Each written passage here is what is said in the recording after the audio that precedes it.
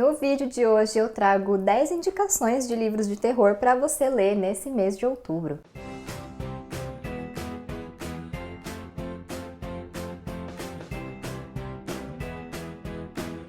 Como prometido, cheguei um pouquinho atrasada, com o meu conteúdo trevoso e fiz uma listinha com 10 livros de terror para vocês lerem neste Halloween. Não são livros necessariamente do meu top 10, claro, são livros que eu gosto muito, mas eu escolhi mais assim, pensando em diferentes propostas, uma lista que realmente possa ter livros para agradar a maioria. Antes de eu revelar para vocês quais foram os 10 livros que eu escolhi, quero fazer duas observações, A primeira é a de sempre, se inscreve aqui no canal se você não for inscrito, curte e compartilha esse vídeo porque ajuda bastante na entrega do conteúdo e também vou deixar o meu obrigado aos membros do Clube da Manita, o link do projeto tá aqui na caixinha de descrição. E a segunda coisa é a seguinte, muita gente me pede indicações de livros de terror, livros que dão medo e etc, E eu amo, porque eu amo o gênero, enfim, então adoro recomendar os meus queridinhos.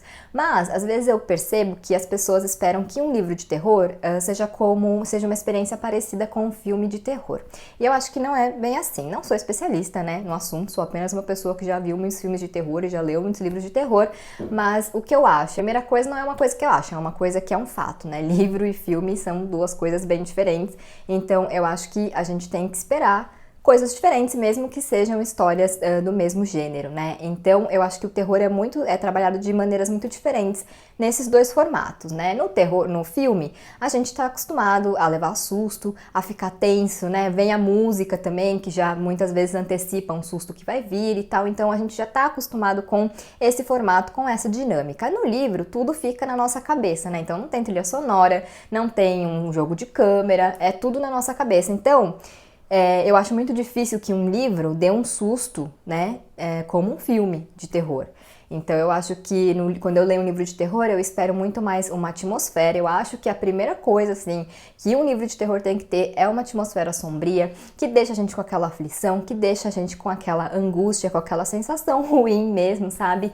E eu acho que também é legal quando um livro de terror trabalha muito a questão, da nossa mente, porque a gente tem nossas assombrações, nossos fantasmas, etc. Então eu gosto muito quando o terror também trabalha esse lado psicológico, coisa que eu acho que é muito mais fácil de fazer num livro justamente porque está tudo acontecendo na nossa cabeça, então a gente tem uma imersão diferente, No filme é um pouco mais difícil de explorar essas coisas internas, então eu acho que tem essas diferenças aí entre esses dois formatos, cada um com seus atrativos e etc, mas é isso, quando eu leio um livro de terror, eu espero em primeiro lugar essa atmosfera, espero essa aflição, essa angústia e essa brincadeira com a nossa mente humana, essa brincadeira sombria com a nossa mente, Então, dito isso, vamos para a minha listinha, começando pelo mais óbvio, que não poderia faltar, Que é O Cemitério de Stephen King. Eu acho que esse livro é o mais trevoso do autor. Ele mesmo já falou que ele considera também o livro mais dark, Então, quem sou eu para discordar? Mas a questão aqui é que o King fala sobre a morte, Que é um tema recorrente na obra dele, mas ele fala de uma maneira, assim, muito crua, muito visceral, sabe? Então ele fala não só sobre a morte, mas muito como nós, humanos, lidamos com a perda, com o luto, como muitas vezes a gente não aceita, a morte de alguém que a gente ama, o que é normal, mas aqui ele explora justamente isso e da forma mais sombria possível, Então esse livro ele é muito bem construído, assim, eu acho que a gente realmente consegue entrar na cabeça do Louis Creed, que é o protagonista de O Cemitério, e a gente consegue... Provavelmente a gente não vai concordar com as coisas que ele vai fazer, mas a gente consegue entender o raciocínio dele, Ver a dor que ele tá sentindo, o sofrimento que ele tá e de alguma forma compreender as ações dele, reforçando que provavelmente você não vai concordar com as coisas que ele vai fazer, mas a gente consegue, o King construiu essa história e esse personagem de uma forma que a gente consegue enxergar o caminho que ele tá enxergando, embora seja deturpado e etc. É um livro muito bom, que eu considero muito bom, frenético, Muitos livros do King são um pouco menos fluidos, esse é do time dos mais fluidos, e é um livro que eu amo, e é isso, é um livro bem dark, pesado, então para quem tá à procura de um livro assim nesse Halloween, fica aqui a indicação. A segunda dica é um clássico, que é o Drácula do Bram Stoker. Bom, dispensa apresentações, é um vilão muito icônico, não tem quem não conheça, mas apesar de tudo, foi uma história que me trouxe muitas surpresas, apesar da gente achar que a gente conhece, né, Drácula, Frankenstein, etc. Quando a gente lê esses livros, a gente percebe que, né, a história vai muito além do que a gente pensa. E eu amei esse livro, ele tem uma atmosfera muito boa, eu acho que é um dos livros, assim, que mais traz essa questão que eu falei da atmosfera, da angústia, da aflição, né, daquele medo, daquela tensão, do jeito que os livros trazem. Não é à toa que muitos livros do gênero bebem dessa fonte chamada Drácula, mas aqui ele me surpreendeu porque eu não sabia que era uma narrativa epistolar, né? Então é uma história narrada através de cartas, também tem entradas do diário do Jonathan Harker, enfim, é uma leitura bem dinâmica. Eu sei que às vezes as pessoas não querem ler clássicos porque tem medo de ser uma linguagem difícil e etc. E não é o caso aqui, assim, é um pouco diferente, óbvio, né, das coisas contemporâneas, mas eu achei uma leitura tranquila, assim, de se fazer e bem dinâmica. Essa minha edição, eu sei que vocês vão perguntar, porque, né, eu sei que ela é bonita, modéstia à parte, enfim, não foi eu que fiz, então eu posso elogiar. É da Barnes Noble, é em inglês, mas aqui no Brasil a gente tem um monte de edições, né, tem da Dark Side, tem da Antofágica, tem da Príncipes, que é um pouco mais em conta, então edições de Drácula não faltam para vocês conhecerem essa história maravilhosa, que não foi à toa que se tornou um clássico, né? Próxima indicação, temos aqui There's Someone Inside Your House, da Stephanie Perkins, que agora a Intrínseca trouxe aqui para o Brasil, como Tem Alguém na Sua Casa. E esse livro aqui, ele já vai para uma pegada diferente dos outros dois. Ele é um young adult com uma pegada de thriller com terror slasher. Terror slasher é filme tipo Pânico, enfim, e esse livro tem exatamente essa pegada, né? Agora saiu o filme na Netflix, eu assisti na semana passada, eu reli e assisti ao filme e confesso que não gostei tanto, assim, nem como adaptação, nem como filme avulso, mas vale a pena, é 1h30 ali para você se entreter, né, e etc. Mas enfim, o livro é muito bom. Ele deixa a gente tenso, né, porque tem essa questão do assassino e etc. E a dinâmica do assassino aqui é bem interessante. A gente tem o lado young adult da Stephanie Perkins, né, que é a autora de Anne, o Beijo Francês, com um romance que rola aí nessa história. E também tem uma questão, tem várias questões de representatividade, não são o foco da história, então ela não se aprofunda em nenhum tema e tal, mas eu acho legal, né, quando as histórias trazem isso. Acho que sempre enriquece a trama de alguma forma. E, enfim, é isso, uma leitura frenética, com muita manipulação, porque cada hora a gente vai achar que o assassino é uma pessoa, e depois que a gente descobre quem é, vem aí uma trama realmente de perseguição e etc, um pouco mais frenética, mais tensa. Então, assim, é uma leitura que parece muito com Pânico, né? Eu acho que se Pânico fosse um livro, ele seria esse livro aqui.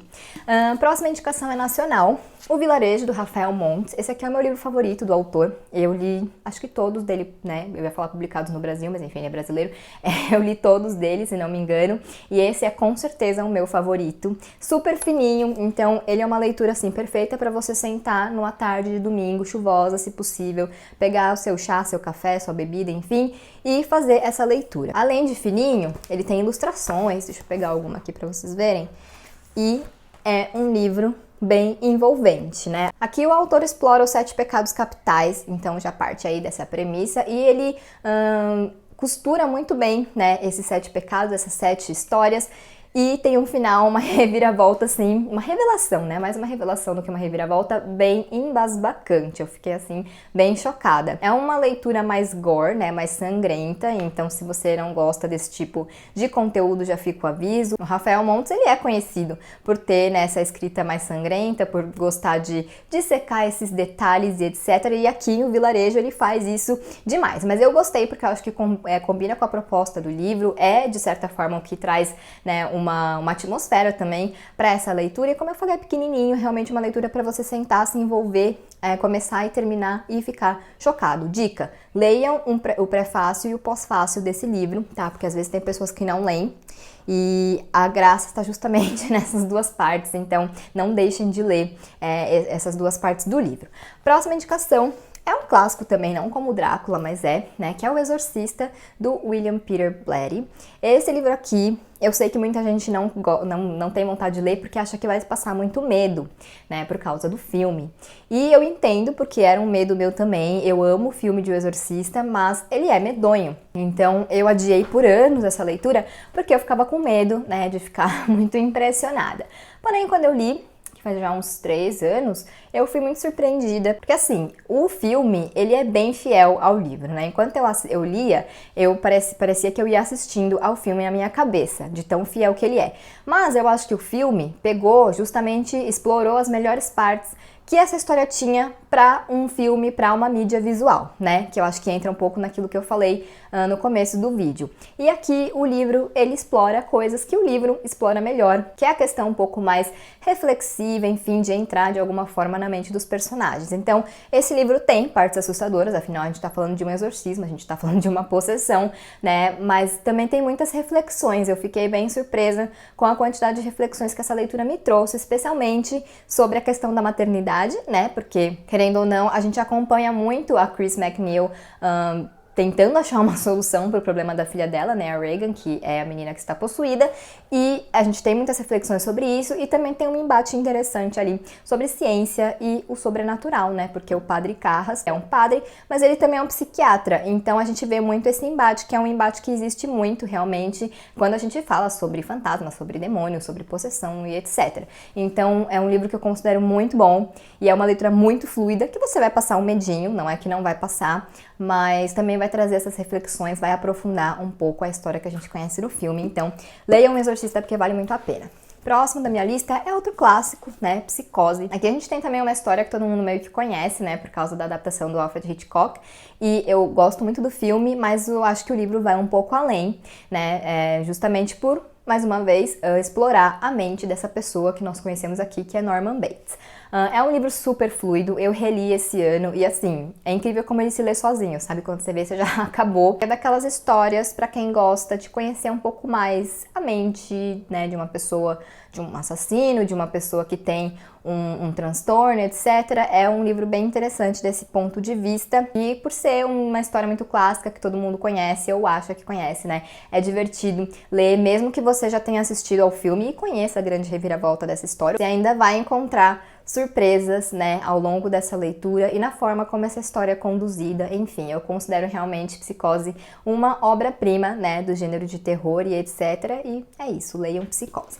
E assistam Bates Motel também, porque é uma série maravilhosa que expande esse pequeno universo que o Robert Bloch criou e que depois o Hitchcock ampliou, né, eu acho que a série expande ainda mais, então fica aqui, não poderia faltar a minha panfletagem para Bates Motel. Próximo, 1977, Enfield, do Guy Lyon Playfair. Esse livro aqui é um livro de não ficção, então se você acredita em fantasmas e etc., vai ser uma leitura bem interessante e bem medonha, né? Eu passei bastante medo com esse livro porque eu fui fazer a minha leitura acreditando que as coisas relatadas aqui são reais, foram reais, né? Esse caso inspirou o filme Invocação do Mal 2, né?